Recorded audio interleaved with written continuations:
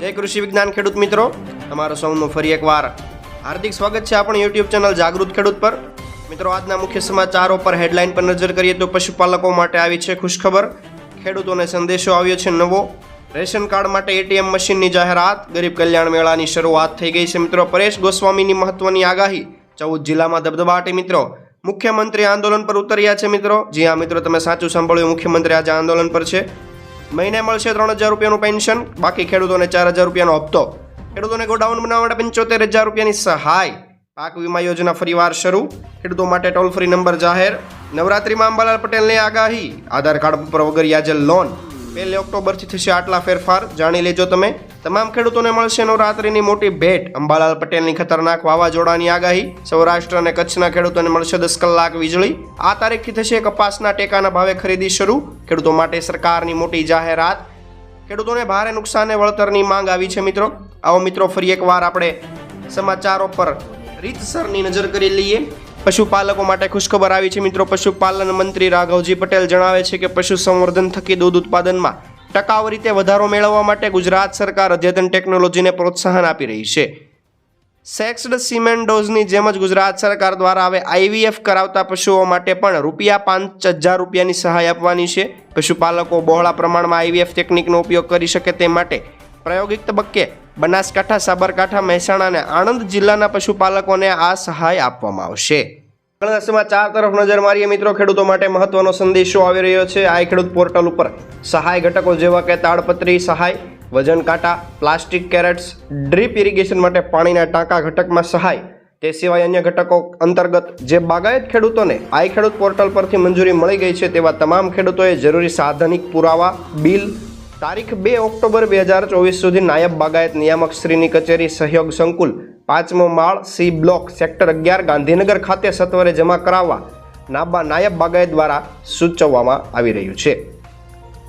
Ration card ATM મશીનની સહાય આવી છે મિત્રો। નવી યોજનાની જાહેરાત થઈ ગઈ છે। હવે દુકાનદાર હાજર નહીં હોય તો પણ અનાજ મળવાનું છે। આ સુવિધાથી રેશન કાર્ડ ધારકોને 24 કલાકમાં કોઈ પણ સમયે અનાજ મળવાનું છે। ભાવનગરના કરચલિયાપરા વિસ્તારમાં ગુજરાતનું પ્રથમ અન્ન પૂર્તિ મશીન મૂકવામાં આવ્યું છે। આ મશીન NFSA એટલે કે રાષ્ટ્રીય અન્ન સલામતી કાયદા હેઠળ સમાવિષ્ટ તમામ લાભાર્થીઓ અને one nation one ration card અંતર્ગત લાભ મેળવનાર તમામ લાભાર્થીઓ અને તેમને મળવાપાત્ર ઘઉં અને ચોખાનો જથ્થો તેમના આધાર આધારિત બાયોમેટ્રિક પદ્ધતિ દ્વારા મેળવી શકાશે। ગરીબ કલ્યાણ મેળાની શરૂઆત થઈ છે મિત્રો। બનાસકાંઠાના ડીસામાં મુખ્યમંત્રી ભૂપેન્દ્ર પટેલ દ્વારા ગરીબ કલ્યાણ મેળાની શરૂઆત કરવામાં આવી છે।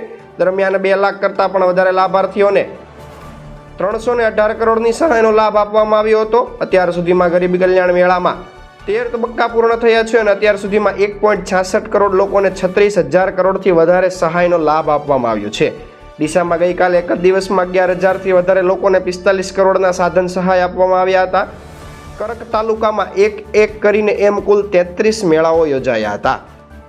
પરેશ ગોસ્વામીની મહત્વની આગાહી છે મિત્રો। હવામાન નિષ્ણાંત પરેશ ગોસ્વામીએ રાજ્યમાં હજુ પણ અતિ ભારે વરસાદ પડવાની આગાહી કરી છે। તેમને જણાવ્યું છે કે 30 સપ્ટેમ્બર સુધી વરસાદનો નવો રાઉન્ડ ચાલવાનો છે। બંગાળની ખાડીમાં વરસાદની સિસ્ટમ બની છે, તેની અસર અરબ સાગર પર થવાથી રાજ્ય પર વરસાદની સિસ્ટમ બની ગઈ છે। આ સાયક્લોનિક સર્ક્યુલેશન હાલ ખંભાતના અખાતમાં સક્રિય છે। આવનારા 12 થી 15 કલાકમાં વધારે તીવ્ર બનશે અને દક્ષિણ ગુજરાતના જિલ્લા અને પૂર્વ અને સૌરાષ્ટ્રના ભાગોમાં પણ વરસાદની શક્યતા છે। 14 જિલ્લામાં ધબધબાટી વરસાદ। છેલ્લા 3 દિવસથી એકાએક વાતાવરણીય પલટો આવ્યો છે। હવામાન વિભાગે આજે રાજ્યના 14 જિલ્લામાં વરસાદની આગાહી કરી છે। તેને પગલે હવામાન વિભાગે સૌરાષ્ટ્ર, મધ્ય અને દક્ષિણ ગુજરાતમાં વરસાદ પડી શકે છે તેવી આગાહી જણાવી છે। દક્ષિણ ગુજરાતમાં નવસારી, વલસાડ, ડાંગ, તાપી, સુરત, નર્મદામાં વરસાદની આગાહી છે। સૌરાષ્ટ્રમાં ગીર સોમનાથ, અમરેલી, ભાવનગરમાં હવામાન વિભાગ દ્વારા વરસાદની આગાહી કરી છે।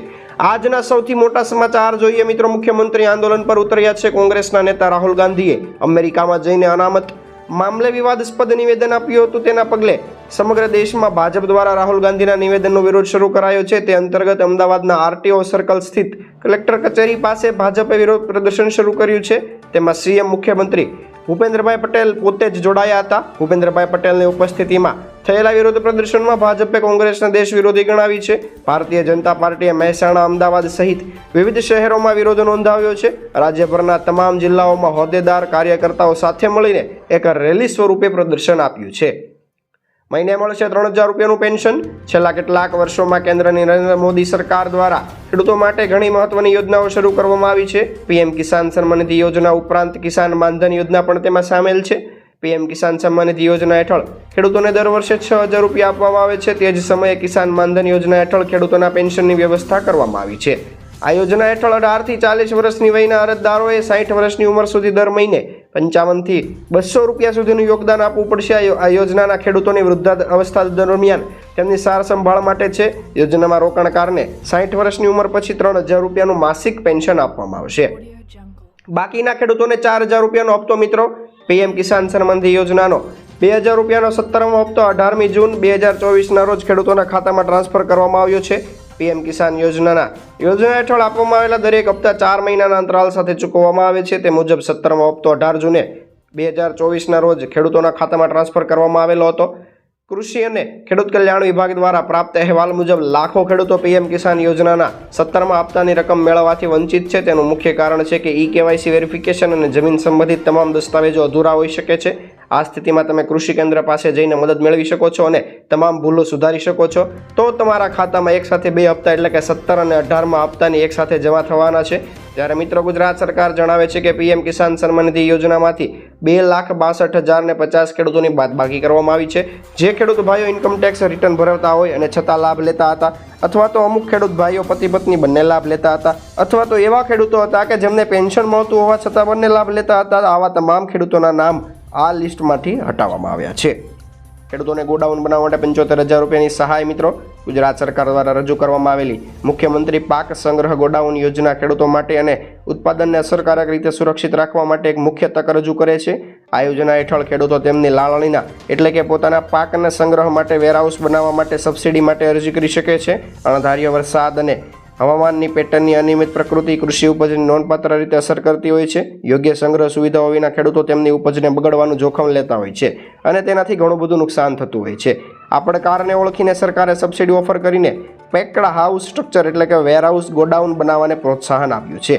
પાક વીમા યોજના ફરીવાર શરૂ કરાઈ છે મિત્રો। ગુજરાતમાં પાક વીમા યોજના ફરીવાર શરૂ કરવાને લઈને મહત્વના સમાચાર સામે આવ્યા છે। આગામી ખરીફ સિઝનથી પાક વીમા યોજના ફરીવાર શરૂ કરવામાં આવશે। આ વખતે પાક વીમા યોજનામાં ખેડૂતોને લાભ થાય અને વીમા કંપનીઓ ખેડૂતોને લૂંટી ન જાય તે માટે દરેક નિયમો અને શરતો ખેડૂતલક્ષી કરવામાં આવી છે। ખેડૂતોને પાક વીમાની રકમ 48 કલાકમાં મળી જાય તેવી ઝડપી પ્રોસેસ સાથે પાક વીમા યોજના ફરીવાર એન્ટ્રી કરવામાં આવી છે। ખેડૂતો માટે ટોલ ફ્રી નંબર જાહેર મિત્રો। ખેડૂતોને સશક્ત અને આત્મનિર્ભર બનાવવા માટે વિવિધ યોજનાઓ ચલાવવામાં આવી રહી છે। પ્રધાનમંત્રી ફસલ વીમા યોજનાના ખેડૂતોના હિતમાં છે અને ફાયદાકારક છે, પરંતુ ખેડૂતોને પાક વીમા સંબંધિત સમસ્યાઓના નિરાકરણમાં હવે મુશ્કેલીનો સામનો કરવો પડતો હોય છે। તાજા સમાચાર એ છે કે હવે ખેડૂતોને પાક વીમા સંબંધિત સમસ્યાઓના ઉકેલ માટે ટોલ ફ્રી નંબર 144447, જી હા મિત્રો તમે સાચું સાંભળ્યું, 144447 એવો નંબર જાહેર કરવામાં આવ્યો છે। નંબર પર ફોન કરીને ખેડૂતો પોતાની ફરિયાદ નોંધાવી શકે છે અને ફરિયાદનો સત્વરે નિકાલ પણ કરવામાં આવશે। અંબાલાલ પટેલે ફરી એકવાર મોટી આગાહી કરી છે। હવામાન નિષ્ણાંત અંબાલાલ પટેલે મહત્વની આગાહી વરસાદની આગાહી કરી છે મિત્રો। જણાવે છે કે હજુ રાજ્યમાંથી વરસાદ ગયો નથી। બંગાળના ઉપસાગરમાં સિસ્ટમ બની રહી હોવાથી દક્ષિણ ગુજરાત, સૌરાષ્ટ્ર અને મધ્ય ગુજરાતમાં વરસાદ આવી શકે છે। 25 થી 30 સપ્ટેમ્બર અને 10 થી 13 ઓક્ટોબર દરમિયાન વરસાદ આવી શકે છે। મોટાભાગના વિસ્તારમાં 4 ઇંચ કે તેથી વધારે વરસાદ થવાનો છે। આધાર કાર્ડ ઉપર વગર વ્યાજે લોન મિત્રો, જી હા મિત્રો તમે સાચું સાંભળ્યું। જો તમારી પાસે પણ આધાર કાર્ડ છે તો તમને મળશે ગેરંટી વગર 50,000 રૂપિયાની લોન। હાલમાં રાજ્યમાં લોકસભાની ચૂંટણી હોવાથી સરકારે પ્રધાનમંત્રી સ્વનિધિ યોજના હવે ડિસેમ્બર 2024 સુધી લંબાવી દીધી છે। અગાઉ તેની તારીખ 31 માર્ચ 2023 હતી। યોજના હેઠળ નાના વેપારીઓ અને સ્ટ્રીટ વેન્ડર્સને લોન આપવામાં આવે છે। નાણાં મંત્રાલયે ટ્વિટર પર આ માહિતી આપી છે। જો કોઈ શહેરી વિક્રેતા, મજૂર અને અન્ય કોઈ નાગરિક કરિયાણા કે રેડીમેડ દુકાન નાખવા માંગતા હોય કે ફળની દુકાન ખોલવા માંગતા હોય તો તેવા વ્યક્તિને પણ યોજના હેઠળ લોનની રકમ આપવામાં આવે છે। તમે પણ આ યોજનામાં અરજી કરવા માંગતા હોય તો જરૂરી ડોક્યુમેન્ટ સાથે અરજી કરવાની રહેશે। 1 ઓક્ટોબરથી થઈ જશે આટલા ફેરફારો મિત્રો। જાણી લો કયા કયા ફેરફાર થવાના છે। 1 ઓક્ટોબરથી નવા નિયમો આવવાના છે મિત્રો। તેની સીધી અસર તમારા ખિસ્સા પર થવાની છે।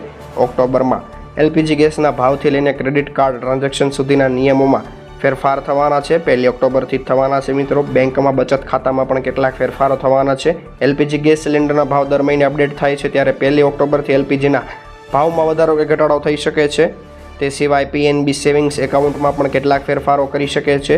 બોનસ ક્રેડિટના નિયમો, CBA stock market bonus credit સંબંધિત નિયમોની જાહેરાત કરી દીધી છે। નવા નિયમો 1 ઓક્ટોબરથી લાગુ કરવામાં આવશે. સેબીએ શેર ક્રેડિટનો સમય ઘટાડીને 2 દિવસ કર્યો છે. આ પછી હવે બોનસ શેર રેકોર્ડ તારીખથી 2 દિવસ બાદ આપવામાં આવશે. તમામ ખેડૂતોને મળશે નવરાત્રિની મોટી ભેટ. મિત્રો, કેન્દ્ર અને રાજ્ય સરકારો સમયાંતરે અથવા જરૂરિયાત મુજબ લોકોને અનેક કલ્યાણકારી યોજનાઓ ભેટ સ્વરૂપે આપતી હોય છે. યોજનાનો ઉદ્દેશ્ય દેશના દરેક વર્ગના લોકોનું જીવન ધોરણ ઊંચું લાવવાનો હોય છે. આ દરમિયાન 17 હપ્તા બહાર પાડવામાં આવ્યા છે અને હવે 2018માં હપ્તાની રાહ જોવાઈ રહી છે. પીએમ કિસાન સન્માન નિધિ યોજનાને લઈને મોટું મહત્વનું અપડેટ સામે આવ્યું છે. સરકાર નવરાત્રી દરમિયાન દેશભરના 9 કરોડ ખેડૂતોના ખાતામાં 2000 રૂપિયા ટ્રાન્સફર કરવાની છે. મિત્રો, સરકાર દ્વારા પીએમ કિસાન નિધિ 18મા હપ્તા માટેની તારીખ જાહેર કરવામાં આવી છે. સરકાર 5 ઓક્ટોબર 2024ના રોજ પ્રધાનમંત્રી કિસાન યોજનાનો 18મો હપ્તો જાહેર કરશે. મતલબ કે 5 ઓક્ટોબરે ખેડૂતોના ખાતામાં 2000 રૂપિયાની માતબર રકમ ફાળવવામાં આવશે. અંબાલાલ પટેલની ખતરનાક વાવાઝોડાની આગાહી છે. મિત્રો, હવામાન શાસ્ત્રી અંબાલાલ પટેલ ફરી એકવાર જણાવે છે કે આજે પણ રાજ્યમાં વરસાદી માહોલ યથાવત છે. ભાવનગર, અમરેલી, ગાંધીનગર સહિત અનેક વિસ્તારોમાં સવારથી જ વરસાદ વરસી રહ્યો છે. છેલ્લા કેટલાક 24 કલાકમાં 181 તાલુકામાં વરસાદ વરસ્યો હતો અને સૌથી વધારે ઉમરપાડામાં વરસાદ થયો છે. નવેમ્બર મહિનામાં પશ્ચિમ બંગાળની ખાડીમાં વાવાઝોડાની શક્યતા છે. ગુજરાતમાં આગામી 3 દિવસ હજુ અતિ ભારે વરસાદની આગાહી છે. નવા સમાચાર જોઈએ મિત્રો. સૌરાષ્ટ્ર કચ્છના ખેડૂતોને મળશે 10 કલાક વીજળી. જી હા મિત્રો, રાજ્ય સરકાર દ્વારા વધારે એક ખેડૂતલક્ષી મહત્વપૂર્ણ નિર્ણય લેવાયો છે. અંગે ઉર્જા મંત્રી કનુભાઈ દેસાઈ જણાવે છે કે ખેડૂતોના હિતમાં રહેલી સીએમ ભૂપેન્દ્રભાઈ પટેલના નેતૃત્વવાળી સરકાર સૌરાષ્ટ્ર અને કચ્છ જિલ્લામાં વસતા ખેડૂતોને મગફળી અને અન્ય ઊભા પાકોને બચાવવા માટે ખેતીવાડીના દરેક ગ્રુપને અને ખેડૂતોને 10 કલાક વીજળી આપવાનો ખેડૂત હિતલક્ષી મહત્વનો નિર્ણય લીધો છે. આ તારીખથી ટેકાના ભાવે કપાસની ખરીદી શરૂ થવાની છે. મિત્રો, 1 ઓક્ટોબરથી ટેકાના ભાવે કેન્દ્ર સરકાર કપાસની ટેકાના ભાવે ખરીદી શરૂ કરવાની છે. ગુજરાતમાં પણ 1 ઓક્ટોબરથી જ ટેકાના ભાવે કપાસની ખરીદી શરૂ થશે.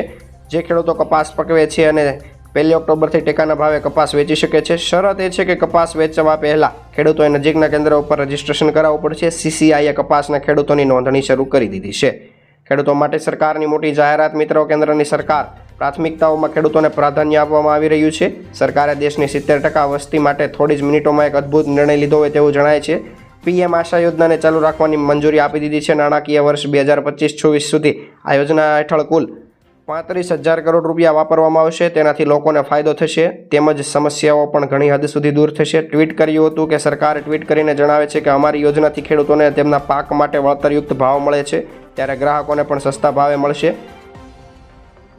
ખેડૂતો ભારે નુકસાને વળતરની માંગ કરી રહ્યા છે. મિત્રો, આણંદ જિલ્લાના ઉમરેઠ પંથકમાં સોમવાર અને મંગળવારની રાત્રે મિની વાવાઝોડું ફૂંકાવાની સાથે ભારે વરસાદ થતાં 1000 હેક્ટરથી વધારે જમીનમાં ડાંગરનો પાક જમીનદોષ થઈ ગયો હોય ખેડૂતોને ભારે નુકસાન થયું છે. નવરાત્રિ અને દિવાળીના તહેવાર પણ બગડ્યા છે. ખેડૂતોને ભારે આર્થિક નુકસાન થવાથી ખૂબ જ મોટું નુકસાન સહેવાનો વારો આવ્યો છે. ઉમરેઠ પંથકમાં ગત સોમવાર અને મંગળવારની રાત્રે ઝડપી પવન ફૂંકાવાની સાથે ધોધમાર વરસાદ વરસતા મિની વાવાઝોડા જેવું થયું હતું.